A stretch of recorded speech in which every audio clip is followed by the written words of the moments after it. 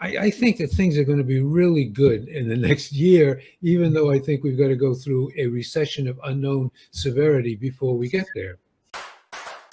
Welcome back, everyone, to the Geeks, Geezers, and Googleization Show, the home of Googleization Nation, where we talk with HR and business thought leaders about the crazy shift going on all around us and explore the disruptive convergence of technology, business, and people. Here are your hosts, Ira Wolfe and Jason Cochran. Well, welcome back, everyone, to a very special episode of Geeks, Geezers, and Googleization, a show from the People Forward Network. I'm Ira Wolfe, and thank you for being part of Googleization Nation. And I'm Jason Cochran. If you think this is just another podcast, think again. We are the voice of the most important, crucial conversations that are confronting business leaders and people today. And our goal is to bring you ways to reimagine tomorrow and explore the impact and convergence of business, technology, and people. It's only been 2 months since you've seen some familiar faces here. We hosted a similar event with our guests just about mid-September, but it seems like we've had a decade of volatility and uncertainty in job markets, labor markets, stock markets, and our economy. So with each passing day, I'm more convinced never normal is our new way of life. So buckle up, folks, because today we brought back our 3 favorite business experts to help make sense of jobs, money, and markets. First of all, we've got Dick Bove. He might be a familiar face to some of you because he's been on TV well over 1,500 times. And if you missed Dick on TV, you might have read about him in one of about 10,000 different interviews that he's done. Dick is the chief financial strategist at Odeon Capital Group and a highly sought after leader for investors, media, and even the White House. Also in the lower right corner, we've got Matt Van Alstyne. He's co-founder and managing partner of Odeon Capital Group, a leading Wall Street executive. Matt and Dick team up each week on their podcast, Odeon Capital Conversations, known for their well-informed outlook and views. And as you will quickly learn, Dick has a crystal ball, and as he told us, it's a pretty clear recently. So, and last but not least, we got our friend John Aiden Byrne. John is an award-winning journalist, multimedia editor, host of the popular podcast Dig Life Deep, and host and moderator of Odeon Capital Conversations with Dick and Matt. If you haven't been listening to Dig Life Deep, I join John each week for what's become a really popular segment called Future Shock 2.0. So let's get started, gentlemen. I'm going to kudos. I just want to stop for a second, and I want to give some kudos to John. Your podcast is now ranked in the top 1.5% globally in a universe of about 3 million podcasts. And Odeon Capital Conversations is now a top-ranked Apple podcast in the business news category in the U.S., Canada, Europe, and Asia, and frequently among the top 10 and top 50. So congratulations, John. So, thank you. That's great. Dick, we're going to throw the first question out to you. You, as I said, your crystal ball, as you admitted, has been pretty clear lately. You called it correctly about runaway inflation. You called it correctly on the housing market, and you called it correctly on job losses, especially in the mortgage and banking industries. You got it right on interest rates, and even on a recent Odeon Capital Conversations, I think it was episode 42, so you can look that up on Apple or Spotify or wherever you listen. You took a kind of pretty nice victory lap, well-deserved. But let's talk. Where do you see the labor markets and stock market headed for 2023? And there's a lot packed in. Anyway, I think the labor markets are going to weaken considerably for the next 6 months. I think unemployment is going to rise. If you would ask me to what rate, I don't know, but certainly 5% and above looks good. And the reason why I say that is if you take a look at the monthly labor reports that come out from the Bureau of Labor Statistics, you can see a few statistics which are very concerning. The first one shows that productivity is declining and has been declining for well over a year. If productivity is declining, that's telling you that there are too many employees at work. Secondly, confirming that, you can see that the number of hours worked have not grown, for again a few months. And finally, you can see that the growth in wages is not as great as the growth in inflation. Plus, we're daily now getting, some announcements of layoffs. So I definitely think that the labor market has peaked. I definitely think unemployment is going to rise. I definitely think that none of the issues that people have talked about concerning shortages of workers are going to be the crystal ones. The crystal one is going to be, where can I get a job? Do you see any industries that are going to be more affected than others? Because we're getting a lot of conflicting information. I follow these pretty closely, and there are certainly many employers in several industries that are really continuing to struggle, like education, healthcare, even in some manufacturing for the skilled labor, and yet we have all the tech jobs that are being laid off. So, do you see any patterns or any trends in there? Yeah, I'm convinced that, the Cold War is back, right? That we've had this bifurcation of the world economy into two, if you will, huge blocks. And I'm convinced that that means that each country that has the capability to do so has got to look to itself for a lot of things that they were importing, for money flows, a wide variety of things. So I believe that number one, energy, natural resources, you got to be investing there. Two, you've got to be looking at defense. We've got a huge stockpile of weapons that are now gone to Ukraine that have to be rebuilt. You have to look at manufacturing. We're going to have to start making television sets again inside the United States. And amazingly, you've got to look to food. Apparently, according to the experts, 1/4 of the world's population is not being fed at all, or at least properly. So those are the places where you want to go. You want to avoid the things that I'm going to say, had no real meaning in what is now a real economy. And that means you got to get away from, social media. You've got to get away from, the tech that supports social media. You've got to get away from consumer, discretionary purposes. That was the last cycle. We're now moving into the next cycle. You have to look at the next cycle and as I say, move away from the last cycle. You're not happy if you work for Amazon today. You're not happy if you're working for Meta. You're worried if you're working for Google. But if you're working for Martin Marietta, if you're working for United Technologies, you've got a bright future ahead of yourself. And Dick, not to get too deep into the Cold War thing, but we do probably have several listeners who are millennials or Gen Zs. They're like, what's this term Cold War? They may not have experienced that or know what it is. Obviously not going to ask for a full history lesson, but can you share, when you mentioned Cold War, who's it with and what does that look like? Okay, in 1990, the Soviet Union basically fell apart. And when it fell apart, the world changed. You had the free movement of money, you had the free movement of goods, and as a result of that, you were getting the most efficient, if you will, use of resources around the world, and that has been true for roughly 30 years. When the Ukraine was invaded, Russia forced countries to pick sides, and it looks like most of Eurasia, whether it's Russia, China, I'm going to put India in there, which I know Matt totally disagrees with, and you've got North Korea, Iran, you've got a block of countries. You've got the Southeast Asia, which was the manufacturing hub of the world, after the breakup of the Soviet Union in 1990. We cannot rely on Russia for oil and nickel and a variety of other items. We cannot rely on Southeast Asia for manufacturing. We cannot rely on China for rare earths and the chemicals that go into the drugs that we take on a daily basis. We've got to start making that on our own. So the other side in this, if you will, bifurcated world is the North Atlantic countries.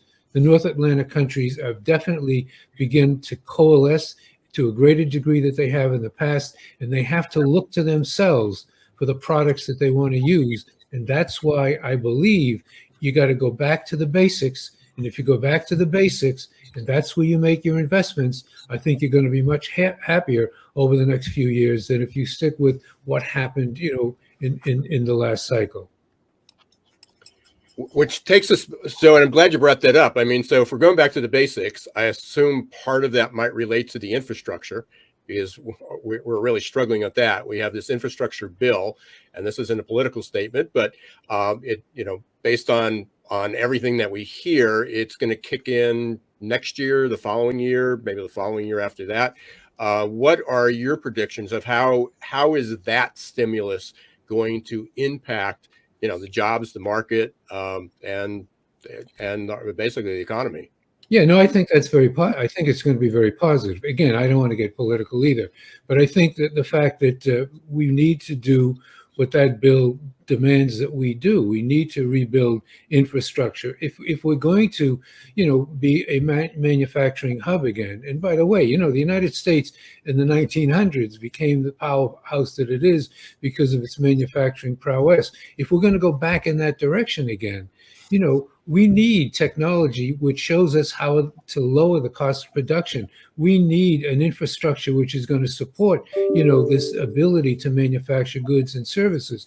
We need what this bill is demanding that we do. So I think that's positive. I think that's where jobs are going to come from, and that's where we should be focused. And Matt, a question for you on the tails of that, of what Dick just shared. You've kind of been raising some alarm bells at Odeon Capital Conversations about escalating debt in the United States. And you recently mentioned kind of a pretty scary doom loop that we could face in certain scenarios. Could you share with us a little bit from those conversations of what the doom loop is and possibly how far away it is? Well, it'll surprise everyone when it happens. Doom loops are not predictable in the sense that they're totally predictable, just like a hurricane is totally predictable, but predicting when and where is the challenge. The problem with the doom loop is that the Fed is tightening by raising interest rates, which sends basically deficits non-linearly higher because it raises the cost of financing the debt for a debt-laden nation like America is. So when that sends U.S. Treasury yields up, that sends deficits higher, which means eventually you're going to have a massive recession at a point when you can't afford it. And the doom loop is, what does the Fed do then? Do they continue raising interest rates into inflation, into a recession? Or do they go the other way and try and do QE? And I feel like what they announced they started doing in 2022 was, we're going to raise interest rates slowly, and we're going to try and land this, I think they called it a softish landing, and they still have that in their sights, it seems. And a softish landing is hopefully the outcome that we get as concerned citizens of our nation. But if you don't get the softest landing, you're going to end up with a situation where either they're going to have to be raising rates into a massive recession, or deciding to print QE, and which will elevate inflation, which is the reason they're raising rates in the first place. And so it becomes this doom loop where the only way out is basically a really, really bad recession, when they finally, throw the cards on the table. And you look back to the late 1970s, and that's eventually what had to happen with Paul Volcker. The difference this time is when Paul Volcker did it, we had 30% of debt to GDP. And right now we're closer, depending on what you want to count. Some people don't like counting Social Security and Medicare, but if you include a lot of that, we're well above 130% of debt to GDP. So, the tools are a lot less, and it's a scary proposition. But if they can start cutting rates earlier than later, or do QE the same way ECB is doing it while still raising rates, you're going to start to see the path that they've chosen. But I think we're going to start seeing QE come back in a big form. And Matt, there's been a lot of talk too about whether or not we are in a recession. Are we in one? Yeah, I kind of get align a little bit more with the Joe Biden approach, which is two consecutive quarters doesn't necessarily mean that we're in a recession, because the reason you have negative GDP print is because of the inflation. The GDP is accelerating at a rapid rate, and then when you apply the formula against inflation, it looks like the country's shrinking. But it's really hard to argue you have a recession when you have below 4% unemployment, and by and large, employment doesn't seem to be cracking. So I think it's really hard for anyone who is cheering for a recession to argue that we're in one when you have a pretty stable workforce. So Matt, I mean, you said that so far the labor markets are holding, and they are. And we had a little bit of a discussion a couple of months ago on this about, where do we think it's going to go? Dick, you had said that you think it's going to go over 5%, which is still well under what it is historically in recessions, which I think in the 12 recessions we've had since 1945, the lowest unemployment rate was 6.1. So we're either going to be either under that or at the very low side of that. But Matt, I mean, are you in agreement with Dick on where you think unemployment's going to go? Is it going to go as high as 5%? And I know it's difficult to predict, but just on your sense. Yeah, I mean, my sense is if you are able to achieve in hindsight what's called a softish landing, I think Dick is probably on the high end of the unemployment rate. The question is when stuff starts to break down. I mean, go back to March of 2020. Going February of 2020, the unemployment rate I believe was around 3.5%. By the end of March, it was nearing 10% because everything basically stopped. Now, it was engineered and it was kind of strategic, but what you have right now is the reason unemployment is so low, a big reason of it is because the labor pool, the voluntary labor pool that raises their hand when called and says, hey, I'm looking for work, I'm willing to work, has shrunk by about 3 million people since 2020. That is people that used to work that are now staying home for whatever reason. Maybe it's stay-at-home moms, stay-at-home dads. It's people who are retiring. It's people who, maybe got injured or are now claiming disability. But for whatever reason, 3 million people have left the workforce. If you see inflation continuing to rise, at some point in time, household budgets get so strained that people who are sitting on the sidelines somewhat voluntarily might be like, hey, let's go back and I need to go get a job. And if that happens at the right moment in time, you could see unemployment go up quite rapidly because of hiring freezes happening at the same time because of the recession. So there is somewhat of a feedback loop that could reverse the unemployment gains rather quickly when people off the sidelines start looking for work. Just at the time people who have jobs are getting laid off, you could see it go well past 5 or 6%. But it's really hard to tell because a lot of analysts look at the situation and say, this is the beginning of what we've been predicting for decades. When the baby boomers start to retire, the labor pool will shrink, and it'll eventually show up in higher wages. What we haven't yet seen is those higher wages, and I think it's hard to say why that is. I think Dick touched on it a bit with the productivity, but I also think there's a part of it that could be that while companies are bringing manufacturing back home, they're looking at a different manufacturing world than when they left, because right now you basically get the same treatment in the United States if you manufacture in Mexico or in Canada. And Mexico is obviously the cheaper option. So I think it's possible you're seeing the productivity shift below the border because of the NAFTA rules that allow imports to come while people are decoupling from Asia, just as Dick is saying. They're not bringing back to the United States per se, they're bringing back to North America. And so I want to touch on that one real quick, Matt, and I want to get your take on this too, Dick. So there's a CHIPS bill, I believe. I don't know if it's been passed in the legislature, but talking about, bringing manufacturing of chips, back here to the United States. And certainly one of the things that I often think about is that's good for us to bring those jobs here and for us to get that independence. In terms of the price for goods and products, though, whenever we bring those jobs back in, are there ever any concerns in terms of long-lasting price hikes because of the cost of what it takes to create those kind of goods in the United States compared to other parts of the world? I'll go first and let Dick answer. The CHIPS bill did pass. I mean, it passed with an overwhelming majority, I believe, in the Senate and the House, and the president was really excited to sign it. Obviously, it's a long-term CHIPS bill, and I think what people saw with COVID and the shutdowns in Asia mostly was that chips, semiconductors, are the new oil. And if they you look back and why we had a lot of, like, I was trying to buy a refrigerator. I couldn't buy a refrigerator because it didn't have a chip, because the new refrigerator is connected to my Wi-Fi and it needs a chip to do that. Car manufacturers got to the point where they're delivering cars without the chips, and you'd have to get your radio and your air conditioning and a few modules later. And so America looked at that and said, oh my goodness, we have a massive weak link in our entire industrial capacity, and we don't have chips here. In terms of the cost, though, I don't necessarily agree that it will necessarily bring down the cost.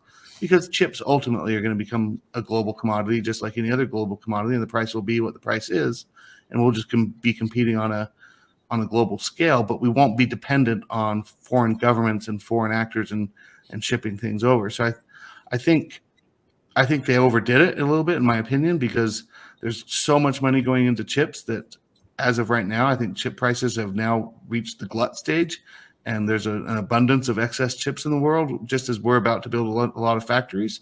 But there's a strategic purpose behind that. And I personally would love to see America, along with, I think Dick would agree, of us to get into rare earths and other areas that we are wholly dependent on not friendly foreign nations to supply us with. And I think the CHIPS Act is a good step in looking that direction. But there's so many other products that we could do that to, that it's kind of strange that chips were the only one we focused on. I don't know if Dick has different opinions.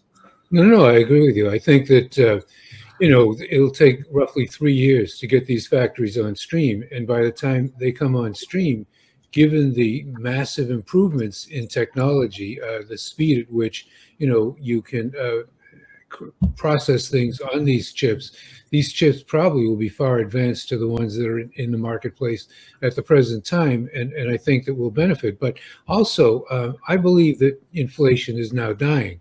I believe that inflation, we will not lick it completely, and we're not going to get it down to 2% tomorrow. But every indicator that I look at shows me very clearly that inflation has had it. It just cannot revive from where it is right now. Now, what am I talking about? First off, I think that deficits create the need for printing money, which creates inflation. The deficits of the United States government are falling precipitously. We had hit $4.25 trillion a couple of years ago in one seasonally adjusted quarter. We're now looking at $600 billion. Secondly, the Fed is not printing money to buy the deficit anymore. The Fed is selling treasuries. In the last few months, the Fed has been reducing its holding of treasuries. The money supply, even though I think that M2 is not a very good indicator of the global money supply, the money supply has gone negative. It's negative. It's going down. It's not going up. Then you've got commodity prices, which have shifted in the other direction. If you take a close look at the CPI, item by item, you can see that, beef has come down in price. Milk is not growing as fast. Eggs are not growing as fast. But the bottom line is apparel is going down.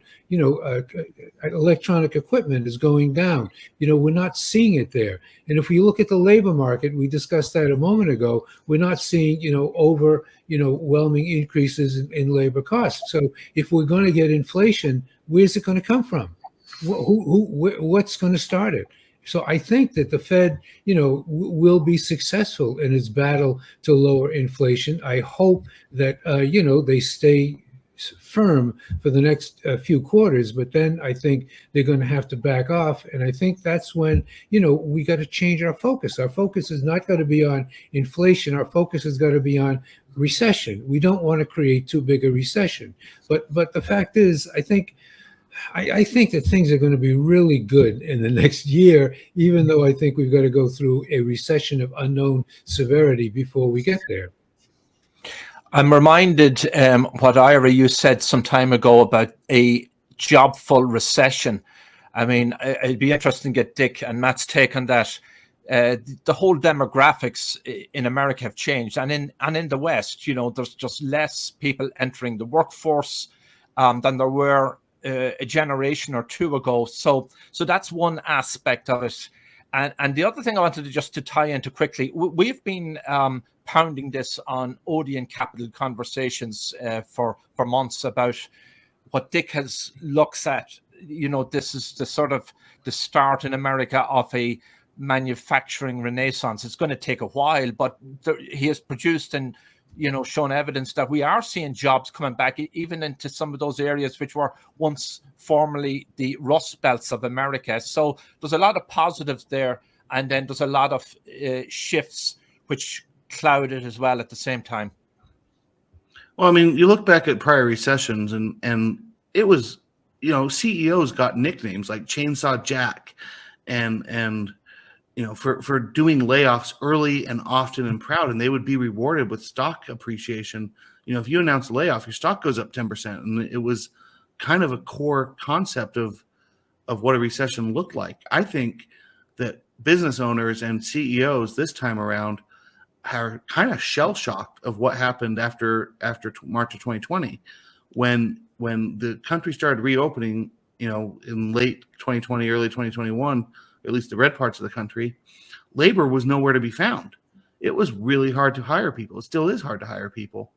And I think the shell shock has led to, let's wait until we have to, because it's hard to acquire workers. It's hard to keep them. So why would we do any layoffs? And I think it's possible that might contribute to a softish landing, in the sense that, no one's applying for jobs. When I say no one, I mean, statistically it's below average. It's not, no one is, but like, it's a tight labor market. And part of that tightness is, I think, is business leaders deciding we can ride this out. We have good balance sheets. Let's hang on to our workers, because it's going to be really hard on the other side to get them back. And I think that might be more a big contributing factor, is the psychology of managers in managing their workforce. And if you look at the recent layoffs, like Meta and Amazon, they're not necessarily rewarded by the stock market the way they used to be. I mean, I know Meta went up, but I think that was, in my mind, that's more of a hope that he's shifting back to social media and away from digital life. But I think that it's possible that this entirely probable, maybe, that this is a job-full recession, if there is a recession. I think also you've got to take a look at immigration. I think that, I happen to believe in a wall, and I believe that people should not be allowed to flow into the United States at will. But the fact is, we need these people. We need an immigration system which allows for, huge influx of people who are younger. We can't go the route of Japan or where China is going. We can't have a population which is being supported by a small number of people under the age of 45 and a large number of people above the age of 75. We need these young people to come into this country, because our birth rates are simply too low in the United States, as they are all through Western Europe. So we need immigration policy. I don't know if it's ever going to be created, but we're doing it the wrong way. We shouldn't let people pour into this country over the border. That is absolutely incorrect. But on the other hand, we definitely need these people. We need these young people. I think if one thinks about China, in a serious fashion, and what is going on there, it's almost impossible to believe that China is going to overtake the United States, not just because of the demographics, but because, we know what, Xi Jinping wants to do with his economy. He wants Marxism, internally. He wants Leninism in terms of running the country. He wants an aggressive foreign policy. He is killing innovation at the same time as he's got a population which is aging and where innovation is needed. We in the United States, sponsor innovation. We sponsor freedom. We sponsor, all of the things that should make our economy grow. So I think, again, you got to think about integration, and you got to think about the fact that China just may not be able to achieve any of the things which, is widely, accredited to the country in the press. Start with, and Matt is a better, spokesperson on this than I am. Just take a look at the aging of the economies around the world. We need young people, and we need innovation.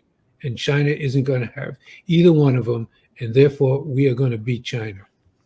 I'm sure Matt wants to respond to that, Dick, but it's interesting because picking up on what Matt had said on one of our podcasts, that demography is destiny, and China has its own inherent problems. It's an aging workforce, and interestingly enough, it's resorting now to robotics on factory floors to produce what the lack of labor, the lack of workers can't do for them. So it has a lot of substantial issues. And you're right on, we need immigrants to America and to revive the country and to produce and grow our economy.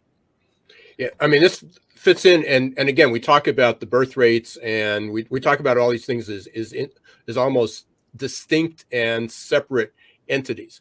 But we have we have lots of people coming over the border, but we have lower immigration, especially for skilled positions. We have the baby boomers are exiting, even if they don't want to, even if they still need to work. There's many baby boomers are now in their 70s and even approaching 80. So there's less and less baby boomers even eligible to work, but many people are finally taking the retirement.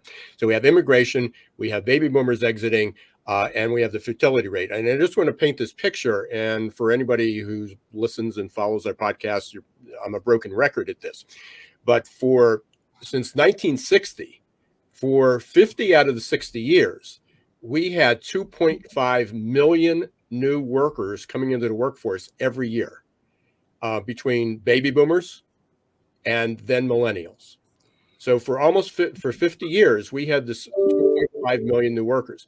Our fertility rate in 1960 was 3.6. It is now 1.6. What that means is without immigrations, with baby boomers exiting, and with few births, we now have less than 500,000 new workers coming into the workforce every year. So we went from 2.5 million to 500,000. We don't have a lot of new blood coming in to replace those. So there's managers who are hesitant at following their predecessors.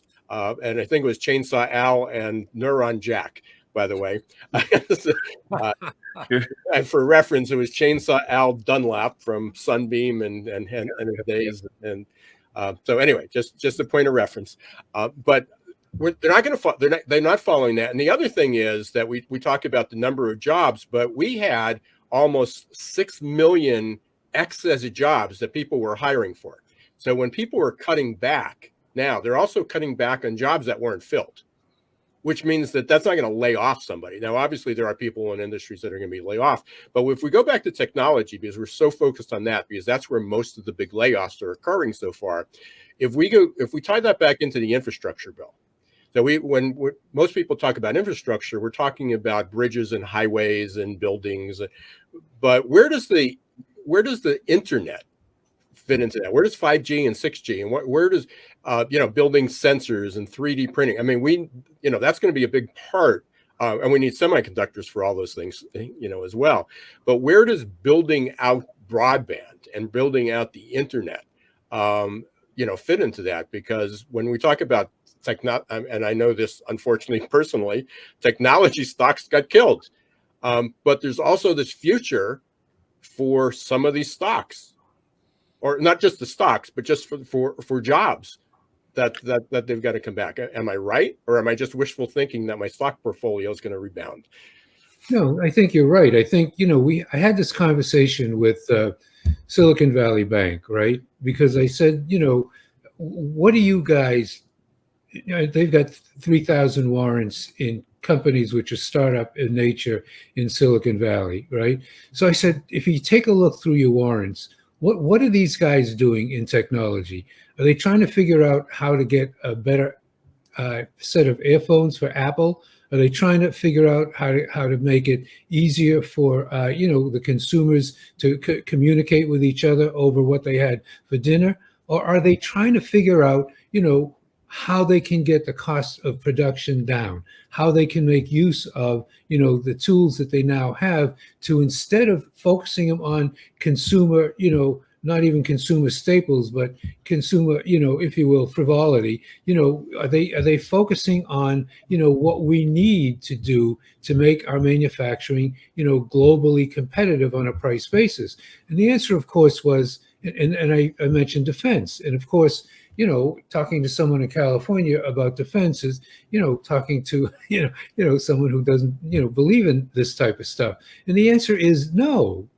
We're not using the technology the way you think it should be used. We're using the technology to create all of the things that you're well aware of, because we've seen all of these products come out. But that has to change. And because it has to change, it will change. And all the things you're talking about are absolutely necessary, absolutely likely to be utilized, but in a different fashion. We need to use it to reduce the cost of producing goods in the United States, so the goods produced here are competitive on a price basis internationally. And I am absolutely convinced that that will happen. And the other side of the coin with infrastructure is the skills. What are the skills that we need people to come in? We said we need the younger generations to step in.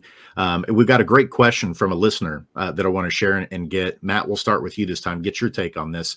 But the question is, what skills can people be learning to future-proof their careers? And what are the skills that are most in demand as the economy continues to evolve? I mean, it's a joke and people mock it, but the truth is you need to learn how to code. You've got to be able to learn to turn your education into computer language, because computers are the way everything is moving towards. Everything is moving towards more automation, more programming requirements. And it's going to come a day where, even regional managers of paper companies are going to have to learn how to code, because what we're doing with this infrastructure bill, if we do it right, it'll be like the Eisenhower highway system. It's the lubricant to make the economy so much better.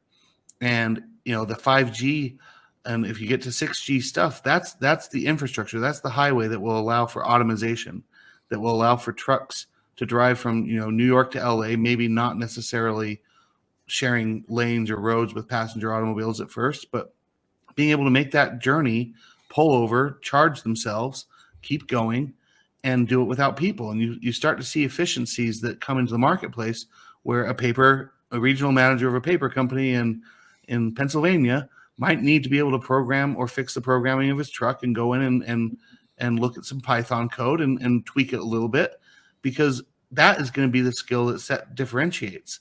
When I was graduating from college, which was 2.5 decades ago, knowing Excel was a huge advantage. The people I went to work for, they had no idea what I was doing back there. And it was basic math, but like I could impress my bosses by putting together a spreadsheet that automatically updated, and they thought I was a mad genius. And I think that will be the new language for young people coming into the workforce, is being able to fix automatic programming in a way that increases efficiencies in throughout. No one's going to be unemployed if they can speak Python. Yeah. Go ahead, John. I was just going to add a second layer to that, Matt. Aside from all the STEM skills, science, medical, all those kind of high-end learning, abilities, the vocational skills. I mean, there's a massive shortage of plumbers, carpenters, electricians in all the metro areas. Many of them pull down $150,000 a year. That's the realistic figure. They don't have any student loans, and that's also a big burden on our labor markets. And we need to encourage kids who have that ability, or want to get into the workforce early and want to earn a middle class and live a middle class lifestyle, to pick up on these vocational skills. Yeah, I think, John, I'm more in John's camp at the moment than Matt's on this, because I think Matt is absolutely correct in what he says, but we're already doing that.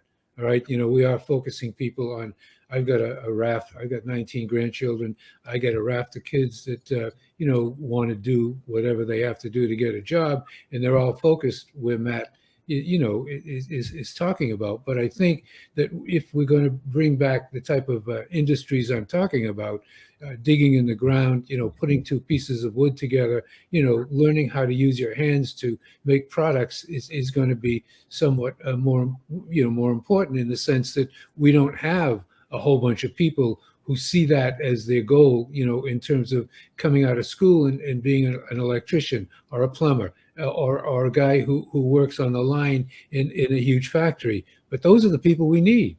And I think we're not producing them. JP Morgan Chase, I don't know if Jamie Dimon actually followed through on this, but he once said that basically he's no longer giving major grants to colleges, because they don't produce workers. He's giving all of the grants to vocational schools because they produce people who have a skill and can go to work. It seems to me that's where the big vacuum is in the labor market here. We need to get people who have huge vocational skills. And I'll extend a little bit what Matt was saying. I mean, I do believe people, I don't know if they need coding skills, but they need digital skills. There's still a shortage of people that are still operating on flip phones and don't know how to, they don't know how to connect. And the fact of the matter is, even as something simple as how do I get paid? How do I, on a direct deposit? Or how do I correspond? How do I apply for a job? Again, paper applications are a thing of the past. So even though companies are looking for that, they have these a lot of HR tech that's reaching out to people. I can't tell you it's all the best, and that needs to be refined. But that's still going to be the way that they do mass hiring and how they reach people, and especially in a mobile, a hybrid, and a remote world. Yet a recent survey just came out, and they said that 1/3 of manufacturing employees and 1/3 of healthcare employees are digitally illiterate. And that's a challenge. So we don't even have stepping up to the plate. We don't even have to go to coding. We just have to make sure that they have enough digital skills to be able to be employed or to be able to get a job. There's a couple things, and I know we're 40 minutes into this, and there's a couple other topics we want to at least get your feel on it. With crypto, I mean, it's collapsed. So I guess there's a couple questions out here. One is get your comment on that. How is that going to impact the economy in the long run? And I know a lot of people are looking at this almost like we did 20 years ago at Napster. It was like, oh, there's a whole suit about Napster and it's going to go away. But behind the scenes, how entertainment got delivered was completely different. It was already past tense by the time the Napster lawsuit went up to about privacy, went up to the Supreme Court, because then iTunes and the cloud came into being. Is the FTX collapse and the crypto collapse just a temporary glitch because it was new and unregulated, and 5-10 years from now, it's just going to be one of those things we learn from that and it's going to evolve? And I know it's a complicated question, but just trying to get a sense of, is this an isolated event? One company went bad. It's the Bernie Madoff of crypto, or is, what's the future of this, and how is it going to affect the average person? Because not everybody's into crypto. I think it's pretty clear that crypto served no function. In other words, it was projected to replace fiat currencies. To do that, it had to be able to do three things. Number one, it had to be useful in handling day-to-day transactions. That's, a lot of people think that they can do crypto in day-to-day transactions, but if I need a slice of pizza, I'm not going to pay for it with crypto. So it's not used heavily in daily transactions. Number two, it had to be a store of value. Well, certainly anything that comes from $68,000 down to $16,000 in a period of 12 to 18 months is certainly not a store of value. And number three, it has to be utilized to pay your taxes.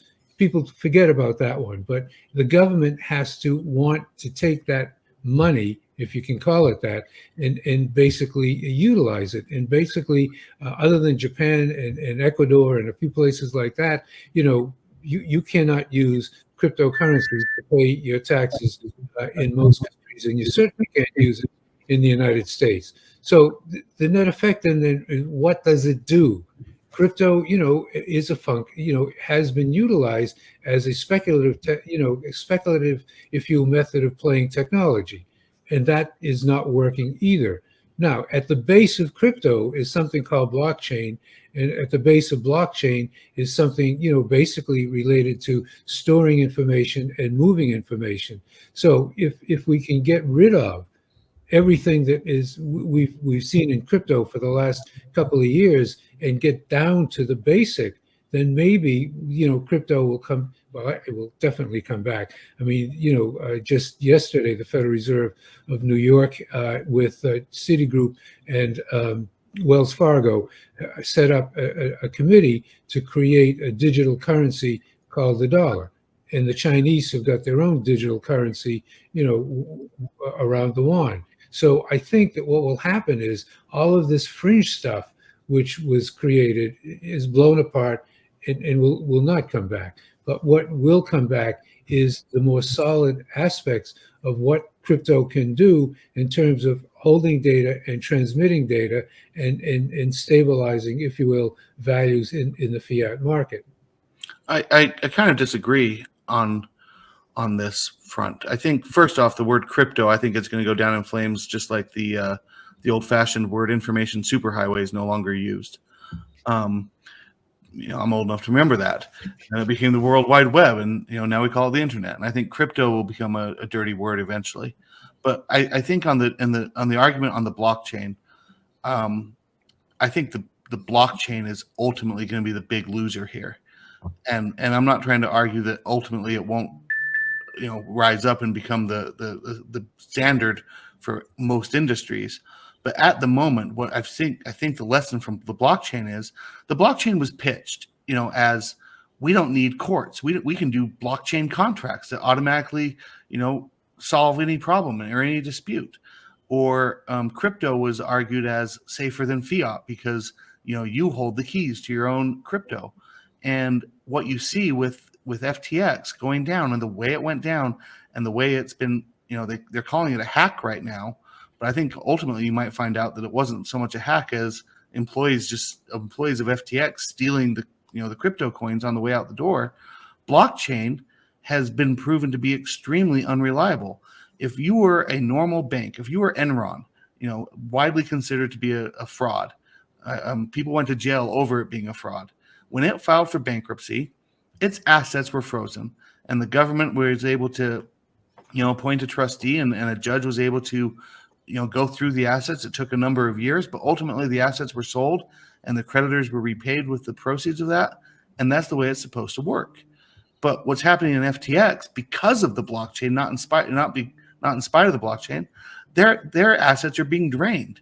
Today, this morning, just before we got on, the new CEO of FTX, who's, I don't want to swear, but he's calling it a cluster, something. He's talking about how there's no internal controls, there's no any sort of ledger that he can go back and recreate what happened, because the blockchain and the crypto has made it so opaque that it's going to be hard to actually get recoveries for the creditors there because of the blockchain. And Dick's point, he's right that the United States is launching the test of the digital currency, but in the cities where China has launched the test, there are different prices in supermarkets. If you're paying with the blockchain yuan, you get a 15 or 20% premium price than if you're playing with regular old yuan, because people like the comfort of knowing that the system works. And I think ultimately what's going to happen is people are going to go back and say, wait, our system works. Our system of a Federal Reserve, having a bank, have rules, set down guidelines, having courts enforce the rules. It's way better than a bunch of kids creating a blockchain where everything gets automatically settled, because it's hard to reverse that. And I think people like the idea that a court and a judge can come in later and reassess and give back the money to the prior, to the proper owners. And so I think the big loser in this one ultimately is going to be blockchain. I mean, even yesterday you saw the Australia regulators, the securities regulator there, they were putting a lot of money into doing security settlement through a blockchain, and they've basically walked that entirely back and canceled it because they realize the problems are it's really hard to reverse those transactions. Matt, do you think the blockchain may be reinvented in some form just because of the efficiencies it supposedly leads to? And the other thing is more a question for Dick. I mean, I think what this episode, this spectacular collapse of FTX is leading to is more regulation of crypto if it exists. And I'm not a fan of crypto. And also the idea of, a custody accounts for a lot of these coins by some reputable, venerable banks on Wall Street. I mean, the first answer, the first question, I've already forgotten the question. I think that ultimately, blockchain does blockchain have to be reinvented? I think it needs a layer of government involvement. Government is, we who are free market believers kind of look at government as the obstacle. But at the end of the day, what you really need from your government, and what we always have supported, is you need a judicial system and a legal system where you can air your grievances and settle disputes and have dispute resolution. And blockchain needs a layer of that comes from outside of blockchain. And it's probably going to have to come from a government. Mm-hmm. And I think you might end up with sanctioned blockchains and unsanctioned blockchains. And one will be considered the safe version and the other one will be considered the Wild West. Yeah, I think if you take the internet and compare it to blockchain, because Matt and I obviously agree on everything with the cryptocurrencies. It's it's the core that apparently we disagree on. But if you think about when the internet came around, essentially there was a lot of frivolity, and a lot of companies went under in 1999 and 2000 as the internet was reconfigured in a fashion in which it provided services that were needed. And I think that's what we're talking about with blockchain. We know that we have this technology. We know there's a better way to store data and move data. I think that blockchain is solving some of those problems. But Matt could be right. It maybe blockchain is not the end result. Maybe it's an evolution of the blockchain. But at the end of the day, just the way the internet now is an integral part of everybody's life in the United States, we're going to find that whatever we call this thing, whether we call it blockchain or something else, will be an integral part. But in terms of the answer to the basic question, what do you think of cryptocurrencies? I think Matt and I are in the same boat in believing that it's something that is not going to recover, just the way the thing that provided puppy food on the internet didn't survive. We're coming up toward the end. I think Bitcoin could be the one survivor. Sorry, go ahead. Okay. Yeah. We were trampling over each other. So Bitcoin will be the survivor, right? Or possibly the survivor. Cool. A couple of things. We're coming up toward the end, and of course, everybody wants to know what the ultimate forecast is going to be. But we did have a great question, and this was earlier on, and I want to certainly recognize it because he says, I'm a big fan from Norm. I'm a big fan of Odeon Capital Conversations. Nick, Matt, and John come through my headphones weekly on my long walks, which is great. But he had a question. How do you see the legacy wealth management industry evolving in the face of the younger generation's love with digital services that gamify investing and personal finance? Well, I think that the younger generation sees, the stock market as a video game.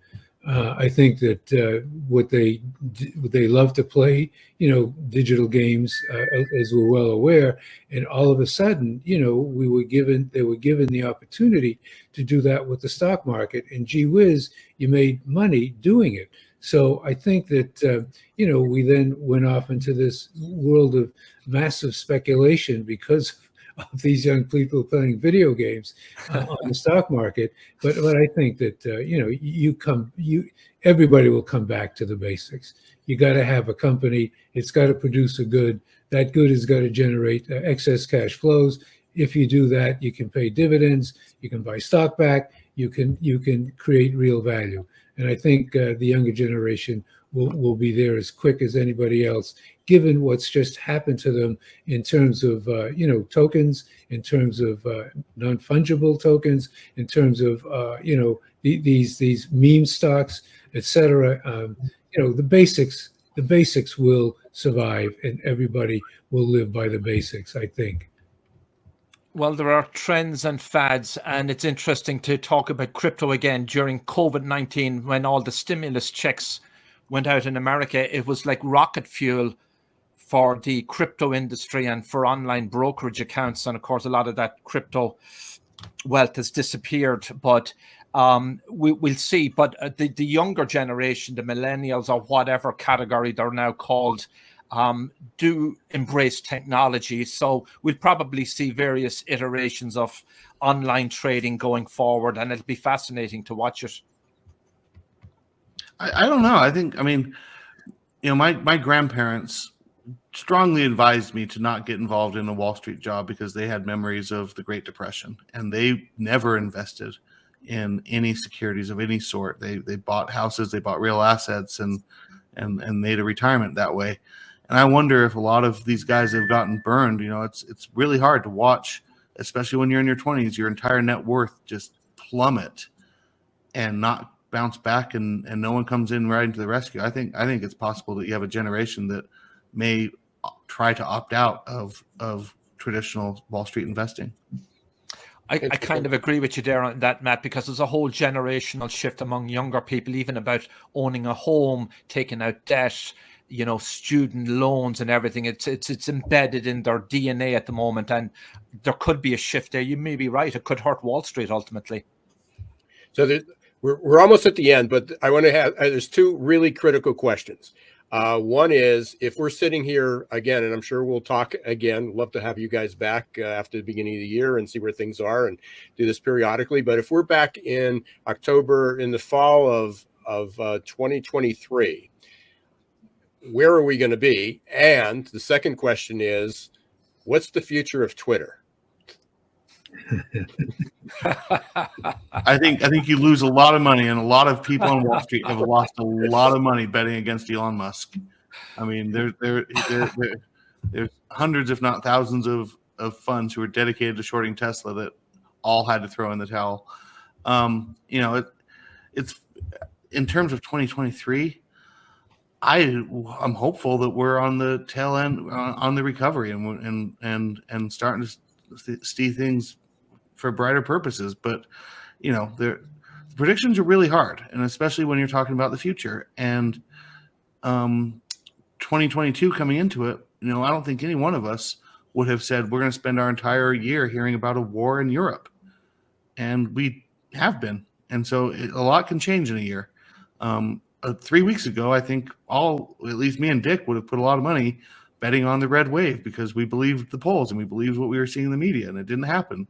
So it's hard to predict, but I'm optimistic. I think we're all optimistic, but it seems like we're closer to the bottom than when we started a year ago. I wouldn't bet on Twitter. I certainly wouldn't apply for a job in Twitter. They're doing mass layoffs at the moment, as we know, but I think it'll be around for a while. I don't know about this time next year. Predictions are very hard, as Matt says, but depending on where the economy is, nothing would surprise me that we'll have another stimulus spending program as we, lurch closer to the, presidential elections. But who can really tell? So much happens so quickly. Who would have predicted the war in Ukraine? Yeah, no, but I know nothing about Twitter. I don't even have a Twitter account. Never had one, so I have no idea there. But I do believe in Elon Musk. More than a little bit. I mean, the guy makes things happen. He's the Thomas Edison, as people have mentioned, of our times. And Thomas Edison had a lot of flops, but he had some incredible successes. So I tend to think that following Elon Musk is not the worst thing to do. Where do I think we're going to be a year from now? I'm really optimistic. I think we'll be finished with the recession. I think we'll have come to some accommodation on the war. I think the country will be percolating on all of these sectors that I'm talking about: manufacturing, natural resources, food, defense, etc. So I think, we may have a miserable 2023, but I think when we get to, and by the way, we're in November, not October. I think things will be looking good. Well, that's great news. Jason, any comments? Where do you think we're going to be? I agree. I think we're going to be in a better spot. And just my real quick 30 seconds on crypto and Web3, for what it's worth. The whole point of crypto, the whole point of Web3 has been decentralization. That there's been a lot of mistrust with centralized institutions. And so I think what's going to be interesting a year from now is, I think what's clear is we can't have the pendulum go the complete opposite way, where it's just completely wild, wild west and reserves aren't in check whenever people are wanting to make withdrawals and there's no solvency there and there's no liquidity. But I also wonder, there's probably going to need to be some kind of regulation of some kind, but there's still going to want to be self-custody and freedom of permissionless ability to do transactions in some way with smart contracts. And so I guess my big prediction when it comes to Web3 is, I don't think Web3 is going anywhere. I think this is just a blip on the radar for a while. That's a growing pain. But the Web3 L1 platforms that are being built, like Ethereum, like Cardano, are eventually going to come like the Microsoft and the Googles in terms of the types of software applications that are built. Just in my small sphere, being in the tech industry, so many software engineers and developers, some of the best ones I know, are leaving their well-known companies in Web 2 that have been very successful and are embarking on the Web 3 projects because they believe in the vision of what blockchain can achieve with decentralization and giving more power to people in terms of their assets and how things are used. So that would be my one prediction is even though we're kind of in a dark period for crypto after what happened with FTX, I do think there's going to be a future for it. What that is, I'm not sure, but I think a year from now, we'll probably have a much better idea than we do today. And from everything that everyone said, I'm going to stick with the words printed above my head.